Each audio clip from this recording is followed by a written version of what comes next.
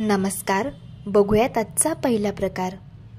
आता हा पदार्थ तयार करण्यासाठी 2 वाटी अगदी बारीक कापून घेतलेला पत्ता कोबी घ्यायचा आहे।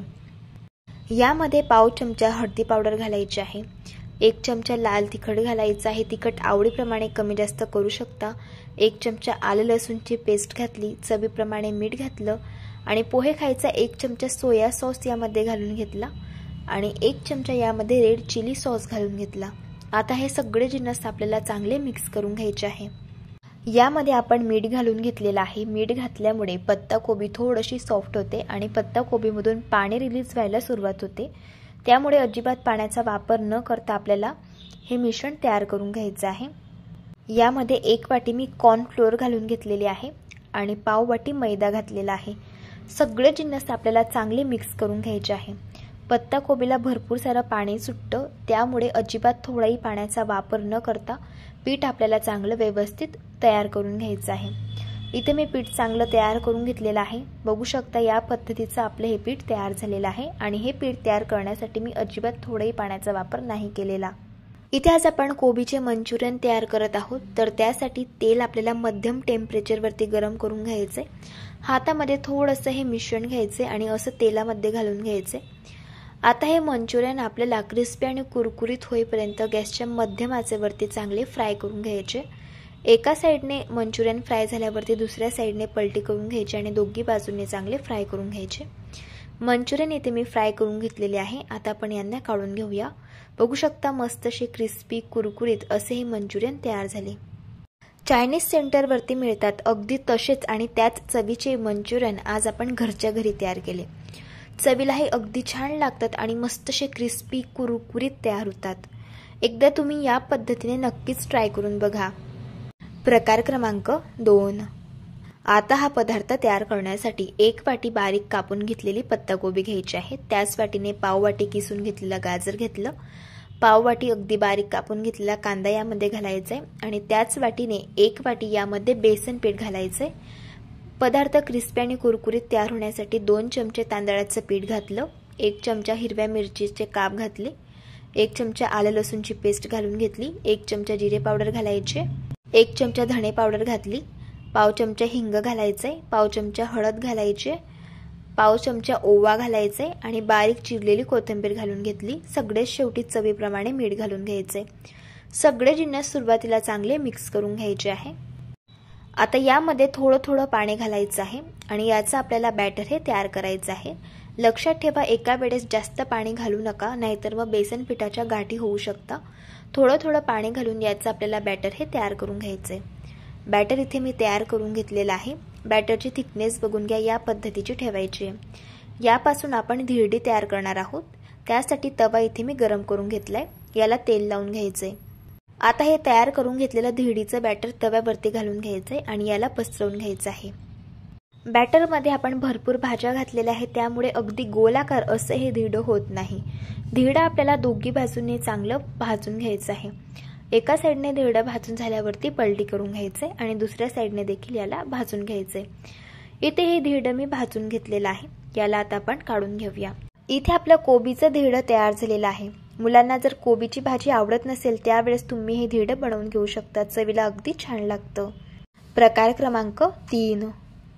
आता हा पदार्थ तयार करण्यासाठी एका परातीमध्ये 1 वाटी बारीक कापून घेतलेला कोबी घालून घेतला, पाव वाटी बारीक कापून घेतलेला कांदा घातला, 1 वाटी गव्हाचं पीठ यात घातलं, 2 चमचे बेसन पीठ घालायचं आहे आणि 2 चमचे तांदळाचं पीठ यामध्ये घालून घेतलं, पाव चमचा आलं लसूणची पेस्ट घालायची, अर्धा चमचा हळद घालायची, 1 चमचा लाल तिखट घातलं, अर्धा चमचा जिरे पावडर, अर्धा चमचा धणे पावडर घातली, पाव चमचा गरम मसाला घालून घेतला आणि 1 चमचा यामध्ये आपल्याला पांढरे तीळ घालून घ्यायचे आहे, पाव चमचा ओवा घालायचा आहे, चवीप्रमाणे मीठ घालायचं आहे आणि बारीक चिरलेली कोथिंबीर घालून घेऊया। आता हे सगळे जिन्नस आपल्याला हाताने चांगले मिक्स करून घ्यायचे आहे। आता यामध्ये थोडं पाणी घालायचंय आणि पिठाचा आपल्याला मऊसूत असा गोळा हा तयार करून घ्यायचा आहे। इथे मी पिठाचा अगदी मऊसूत असा गोळा तयार करून घेतलेला आहे, बघू शकता या पद्धतीने। इथे आज आपण कोबीचे थालीपीठ बनवत आहोत, तर त्यासाठी हाताला आता तेल लावून घ्यायचे। जेवढं लहान किंवा मोठं तुम्हाला थालीपीठ बनवायचं असेल तेवढं मिश्रण हातामध्ये घ्यायचं आणि याचा आपल्याला या पद्धतीचा गोळा हा तयार करून घ्यायचा आहे। चला आता थालीपीठ थापून घेऊया। त्यासाठी इथे मी सुती कापड आधीच ओला करून घेतलेला आहे। तयार करून घेतलेला हा गोळा या कापडवरती ठेवायचा आहे। हाताला पाणी लावून घ्यायचं आहे आणि थालीपीठ आपल्याला थापून घ्यायचे। इथे मी थालीपीठ थापून घेतलेलं आहे। आता याला आपल्याला असे होल्स हे तयार करून घ्यायचे। थालीपीठ तयार झालं। आता लगेच याला आपण भाजून घेऊया। त्यासाठी इथे मी तवा गरम करून घेतला, याला तेल लावून घेतलेलं आहे। आता कापडासहित आपल्याला हे थालीपीठ असं तव्यावरती घालायचंय आणि यावरचं कापड आपल्याला अलगद काढून घ्यायचंय।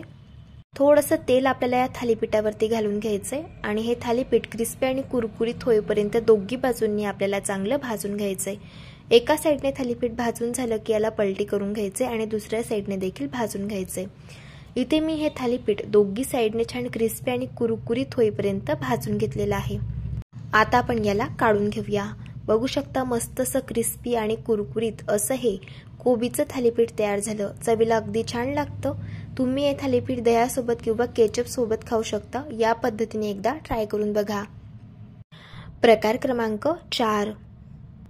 आता हा पदार्थ तयार करण्यासाठी एक वाटी आपल्याला रवा घ्यायचा आहे। रवा इथे आपल्याला जाड वापरायचा आहे। यामध्ये पोहे खायचे 2 चमचे दही घालून घ्यायचं आहे। आता एक वाटी अगदी बारीक कापून घेतलेला कोबी यामध्ये घालायचे। पाव वाटी बारीक कापून घेतलेला कांदा घालायचा। पाव वाटी किसून घेतलेलं गाजर यामध्ये घालायचे। 1 चमचा आलं लसूणची पेस्ट घालून घ्यायची। 2 हिरव्या मिरचीचे काप घालायचे। तिखट आवडीप्रमाणे कमी जास्त करू शकता। 1 चमचा जिरं घालून घ्यायचे। पाव चमचा हिंग घालायचा आहे। अर्धा चमचा हळदी पावडर घालायची आहे। पाव चमचा गरम मसाला घालायचा आणि चवीप्रमाणे मीठ घालायचे। बारीक चिरलेली कोथिंबीर यामध्ये घालून घेऊया। आता हे सगळे जिन्नस आपल्याला चांगले मिक्स करून घ्यायचे। सुरुवातीला असायला मिक्स करून घ्यायचं म्हणजे अंदाजा येतो यामध्ये आपल्याला किती पाणी घालायचे। आता थोडं थोडं पाणी घालायचे आणि याचं आपल्याला बॅटर हे तयार करून घ्यायचं आहे। एका वेळेस जास्त देखील पाणी घालू नका, नाहीतर रव्याच्या गुठळ्या होऊ शकता। इथे मी बॅटर हे तयार करून घेतलेलं आहे। बॅटरची थिकनेस बघून घ्या। या पद्धतीची आपल्याला ठेवायची आहे। आता बॅटरवरती झाकण ठेवायचे आणि 5 मिनिटांसाठी हे बॅटर आपल्याला मुरण्यासाठी ठेवायचे। 5 मिनिट झालेले आहे। झाकण यावरचं काढूया। बॅटर चांगलं मुरलं गेलेलं आहे आणि यातील जो रवा आहे तर तो सुद्धा चांगला भिजलेला आहे आणि बॅटरची थिकनेस बघून घ्या। या पद्धतीची ठेवायची। यापेक्षा जास्त सेलसर हे बॅटर ठेवायचं नाही। पाव चमचा यामध्ये इनो घालायचे आणि अगदी पटकन हे बॅटर मिक्स करून घ्यायचे। बॅटर तयार झालं। यापासून आपल्याला आप्पे तयार करायचे आहे। त्यासाठी आप्पे पात्र गरम करून घेतलं। आता आप्पे मोल्डमध्ये आपल्याला तेल घालून घ्यायचं आहे। तेल चांगलं गरम झालं। आता एक एक चमचा हे तयार करून घेतलेलं आप्यांचं बॅटर आपल्याला मोल्डमध्ये घालून घ्यायचंय। आप्यांचं मिश्रण असं आप्पे मोल्डमध्ये फिल करताना सुरुवातीला हे शेवटचे मोल्ड फिल करायचे आणि नंतर आतमधील फिल करायचे, कारण आतमधील मोल्ड हे टेम्परेचरमुळे जास्त गरम झालेले असतात आणि त्यामुळे आतमधील आप्पे हे लवकर तयार होतात। आता यावरती झाकण ठेवायचे आणि गॅसच्या मीडियम फ्लेमवरती आपल्याला आप्पे हे एका साइडने भाजून घ्यायचे। इथे मी आप्पे एका साइडने भाजून घेतलेले आहे। यावरचं झाकण काढायचं आणि आप्पे आपल्याला पलटून घ्यायचे। याच पद्धतीने आप्पे आपल्याला दुसऱ्या साइडने देखील भाजून घ्यायचे। इथे मी हे आप्पे दोन्ही साइडने मस्त हलक्या गुलाबी रंगावरती भाजून घेतलेले आहे। आता आपण यांना काढून घेऊया। बघू शकता मस्त असे टम्म असे हे आप्पे फुगलेले आहे आणि छान असे मऊ लुसलुशीत स्पॉन्जी आणि सॉफ्ट असे आप्पे हे तयार होतात। या पद्धतीने एकदा ट्राय करून बघा। प्रकार क्रमांक 5। त्यात आधी एका बाउलमध्ये अर्धी वाटी आपण बेसन पीठ घालूयात। यामध्ये त्याच वाटीने इथे आपल्याला अर्धी वाटी तांदळाचं पीठ घालायचं आहे। आता यामध्ये बारीक कापून घेतलेला 1 कप आपण पत्ता कोबी घालूयात। आता यामध्ये पाव वाटी आपण किसून घेतलेलं बीट घालूयात। मुलांना शक्यतो पत्ता कोबी आणि बीट आवडत नाही, मग आपण अशा पद्धतीने काहीतरी नवीन पदार्थ त्यांना तयार करून देऊ शकतो। बारीक कापून घेतलेला कांदा घालूयात। मिरची आणि लसूणची पेस्ट घालायची आहे। आता यामध्ये काही मसाले घालूयात। पाव चमचा हळदी पावडर घालूयात। पाव चमचा गरम मसाला घालायचा आहे। पाव चमचा इथे मी चिली फ्लेक्स घातलेले आहे। 1 चमचा जिरं घालूयात आणि पाव चमचा ओवा घालायचा आहे। ओवा घातल्यामुळे या पदार्थाला चव खूप छान येते। चवीप्रमाणे मीठ घालायचं आहे आणि बारीक कापून घेतलेली कोथिंबीर घालूयात। आता हे सर्व कोरडे जिन्नस आपण मिक्स करून घेऊयात। हा पदार्थ अगदी पटकन तयार होतो आणि जर शाळेला उशीर झाला असेल त्यावेळेस तुम्ही हा पदार्थ तयार करून घेऊ शकता। आता यामध्ये थोडं थोडं पाणी घालून याचा आपल्याला बॅटर तयार करून घ्यायचं आहे। इथे मी हे बॅटर छान तयार करून घेतलेलं आहे आणि ज्या वाटीने आपण बेसन पीठ घेतलं होतं त्याच वाटीने इथे मी 1 वाटी पाणी यामध्ये घातलेलं आहे। बॅटरची थिकनेस आपल्याला अशा पद्धतीची ठेवायची आहे। तुम्ही बघू शकतात बीट घातल्यामुळे या बॅटरला रंग खूप छान आलेला आहे आणि यापासून जो आपण पदार्थ तयार करणार आहोत तर तो दिसायला तर अप्रतिम दिसेल, पण मुलांना बघता क्षणी खाण्याची इच्छा होईल। आता इथे मी तवा छान गरम करून घेतलेला आहे। याला तेल लावून घेऊयात आणि एक एक पडी आपल्याला अशा पद्धतीने बॅटर यावरती घालायचं आहे आणि छोटे छोटे पॅनकेक तयार करून घ्यायचे आहे।